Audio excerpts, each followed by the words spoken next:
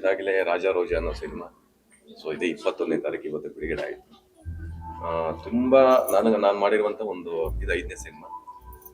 ಒಂದೊಂದು ಸಿನಿಮಾದಲ್ಲಿ ಒಂದು ವಿಶೇಷವಾಗೈತೆ. ಇದೊಂಥರ ಒಂದು ನ್ಯಾಚುರಲ್ ಅನ್ಸ್ಬೋದು. ಅಂದ್ರೆ ಪ್ರತಿಯೊಬ್ಬ ಆಡಿಯನ್ಸ್ಗೂ ಕೂಡ ಈ ಸಿನಿಮಾ ನೋಡಿದಾಗ ನಿಮ್ಮ ಲೈಫಲ್ಲೇ ನಡೆದಿರುವಂತ ಕತೆ ಅಂದ್ರೆ ನಿಮ್ಗೂ ಅನ್ಸುತ್ತೆ, ನಾನು ಲೈಫಲ್ಲಿ ರೇಷನ್ ಹಿಂಗ್ ತಗೋತಾ ಇದೆ, ಇದರ ಗೌರ್ಮೆಂಟ್ ಆಸ್ಪತ್ರೆಗೆ ಹೋಗ್ತಾ ಇದೆ, ಹಿಂಗೆಲ್ಲ ನಿಮ್ ಪ್ರಶ್ನೆಗೆ ಉತ್ತರ ಸಿಗುತ್ತೆ.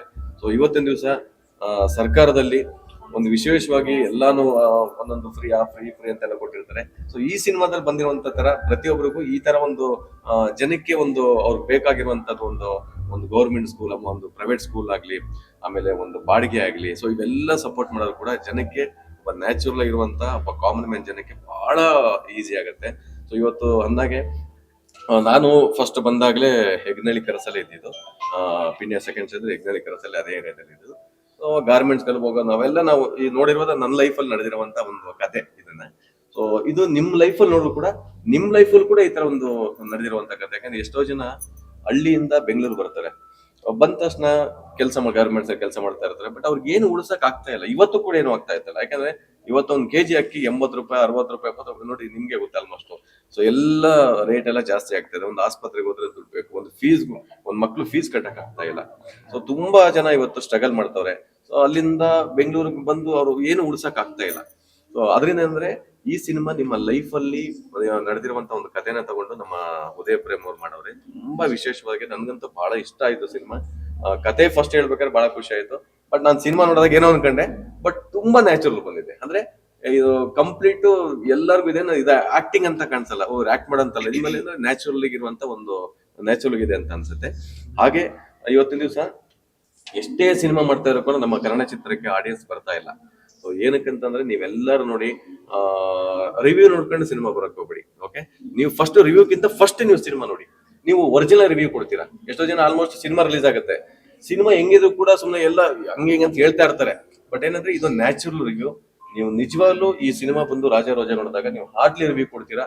ಸೊ ಪ್ರತಿಯೊಬ್ಬರಿಗೂ ನೀವೇ ಮೌಟ್ ಹಾಕಿ ನೀವೇ ರಿಯಲ್ ಆಗಿ ಹೋಗ್ರಪ್ಪ ಸಿನಿಮಾ ನೋಡಿ ಬಹಳ ಚೆನ್ನಾಗಿದೆ ಅಂತ ಹೇಳ್ತಾರೆ. ಬಟ್ ತುಂಬಾ ವಿಶೇಷವಾಗಿದೆ. ಬರುವಂತ ಒಂದು ಸಾಂಗ್ ಅಷ್ಟೇನೆ ಒಂದು ನ್ಯಾಚುರಲ್ ಆಗಿ ನಿಮ್ಗೆ ಒಂದು ಹಳ್ಳಿ ಯಾವ ತರ ಹಳ್ಳಿಯಿಂದ ಒಂದು ಬೆಂಗಳೂರು ಬರುವಂತ ಒಂದು ಕಥೆ ಆಗ್ಲಿ, ಆ ಹೀರೋ ಎಷ್ಟು ಸ್ಟ್ರಗಲ್ ಮಾಡ್ತಾನೆ. ಸೊ ಇಬ್ರು ಮದುವೆ ಆಗಿ ಎಷ್ಟು ಸ್ಟ್ರಗಲ್ ಮಾಡಿ ಕೊನೆಗೆ ಬೆಂಗಳೂರು ಇದ್ದಾಗ ಮತ್ತೆ ಅವ್ರು ಬಂದು ಎಷ್ಟು ಬೇಜಾರಾಯ್ತು ಅಂತ ಅನ್ಸುತ್ತೆ ನಿಜವಾಗ್ಲು. ಎಲ್ಲರೂ ದಯವಿಟ್ಟು ಮರಿಬೇಡಿ, ಇದೇ ರಾಜ ರೋಜ ಸಿನಿಮಾ ನೋಡಿ ನಮ್ಮ ಚಿತ್ರತಂಡಕ್ಕೆ ಅರಸಿ ಬೆಳೆಸಿ ಪ್ರೀತಿಸಿ. ನಿಮ್ಮ ಆಶೀರ್ವಾದ ಬಹಳ ಮುಖ್ಯವಾಗಿದೆ. ಸೊ ಕನ್ನಡ ಚಿತ್ರಮಂದಿರದಲ್ಲಿ ಬಂದು ನೋಡಿ ಅಂತ ಹೇಳಕ್ ಇಷ್ಟಪಡ್ತೀನಿ. ನಮಸ್ಕಾರ. ನಮಸ್ಕಾರ. ಆಕ್ಚುಲಿ ನಾನು ಏನ್ ಹೇಳೋದಂದ್ರೆ, ಇದು ನನ್ನ 3rd ಮೂವಿ. ಈ ಸಿನಿಮಾದಲ್ಲಿ ನಾನು ಮಾಡಿರೋ ಸಿನಿಮಾದಲ್ಲಿ ಇದು ನನಗೆ ತುಂಬಾ ನ್ಯಾಚುರಲ್ ಆಗಿ ಬಂದಿರೋದ್ರಿಂದ ನನಗೆ ತುಂಬಾ ಇಷ್ಟ ಆಗ್ತಾ ಇದೆ. ಬಟ್ ಈಗ ನಮ್ಮ ಬ್ಯಾಂಗ್ಳೂರ್ ಜನರೇಷನ್ ಅಲ್ಲಿ ತುಂಬಾ ಕಾಮನ್ ಪೀಪಲ್ಸ್ ಆಗಲಿ, ಈ ಗಾರ್ಮೆಂಟ್ಸ್ ಹೋಗೋ ಹೆಣ್ಮಕ್ಳಾಗ್ಲಿ, ಕೆಲವು ಮಕ್ಕಳಿಗೆ ಸ್ಕೂಲ್ ಫೀಸ್ ಕಟ್ಟಕ್ ಆಗಲ್ಲ, ತುಂಬಾ ಲೈಫ್ನ ಸಫರ್ ಪಡ್ತಾ ಇದ್ದಾರೆ. ಈ ಸಿನಿಮಾ ನೋಡಿ ನನಗೆ ತುಂಬಾ ಇಷ್ಟ ಆಯ್ತು. ಎಲ್ಲರೂ ನಮ್ಮ ಸಿನಿಮಾ ನೋಡಿ ಸಪೋರ್ಟ್ ಮಾಡಿ. ಅಂಡ್ ಈ ಸಿನಿಮಾದಲ್ಲಿ ಕಂಟೆಂಟ್ ಬರುವಂತಹ ಎಲ್ಲ ನೋಡಿ ಕಾಮನ್ ಪೀಪಲ್ಸ್ ತಿಳ್ಕೊತಾರೆ ಅಂತ ನಾನು ಅನ್ಕೋತೀನಿ. ನಾನು ಇನ್ನೇನು ಇಷ್ಟಪಡಲ್ಲ. ನಮ್ಮ ಪ್ರೇಮ್ ಕುಮಾರ್ ಡೈರೆಕ್ಟರ್ ತುಂಬಾ ಚೆನ್ನಾಗಿ ನ್ಯಾಚುರಲ್ ಸ್ಟೋರಿ ಮೂಡ್ಕೊಟ್ಟಿರೋದ್ರಿಂದ ನಾನು ತುಂಬಾ ಖುಷಿ ಪಡ್ತೀನಿ. ಥ್ಯಾಂಕ್ ಯು, ಧನ್ಯವಾದ. ಹೀರೋಯಿನ್ ಆಗಿ ಪಾತ್ರ ಮಾಡಿರೋದು ನಮ್ಮ ಮಗಳೇ. ನನ್ಗೇನು ಈ ಮೂವಿಲಿ ಅಂದ್ರೆ ನನ್ನ ಜೀವನದ ತುಂಬಾ ನೆನಪು ಬಂತು. ನಾನು ಯಾಕಂದ್ರೆ ತುಂಬಾ ಗಾರ್ಮೆಂಟ್ಸ್ ಅಲ್ಲಿ ಕಷ್ಟ ಬಿದ್ದು ತುಂಬಾ ಸಾಕಿರೋ ಮಗಳು ಇವತ್ತು ಎಲ್ಲಾ ದೇಶಕ್ಕೆ ಬಿಟ್ಟ ಅಂತ ಒಂದು ಮೆಸೇಜ್ ಕೊಟ್ಟಿದ್ದಾರೆ ನಮ್ಮ ಪ್ರೇಮ್ ಕುಮಾರ್ ಅವರು. ಖಂಡಿತವಾಗ್ಲೂ ಈ ಸಿನಿಮಾಗೆ ಎಲ್ಲರೂ ಸಪೋರ್ಟ್ ಮಾಡ್ಬೇಕು. ನಾನು ತುಂಬಾ ಕಷ್ಟ ಬಿದ್ದು ಸಾಕಿದೆ, ಆದ್ರೆ ನನ್ನ ಮಗಳಿಗೆ ಇಂಥ ಒಂದು ಅವಕಾಶ ಬರುತ್ತೆ ಅಂತ ನಾನು ಅನ್ಕೊಂಡಿರ್ಲಿಲ್ಲ. ತುಂಬಾ ಖುಷಿ ಆಗುತ್ತೆ. ಖಂಡಿತ ಗಾರ್ಮೆಂಟ್ಸ್ಗೆ ಹೋಗೋ ಹೆಣ್ಮಕ್ಳಿಗೆ ಗೊತ್ತಿರುತ್ತೆ ಏನ್ ಕಷ್ಟ ಆಗ್ತಾ ಈ ಜೀವನ. ಎಲ್ಲರೂ ಬಂದು ನೋಡಿ ತುಂಬಾ ಸಪೋರ್ಟ್ ಮಾಡಿ. Thank you.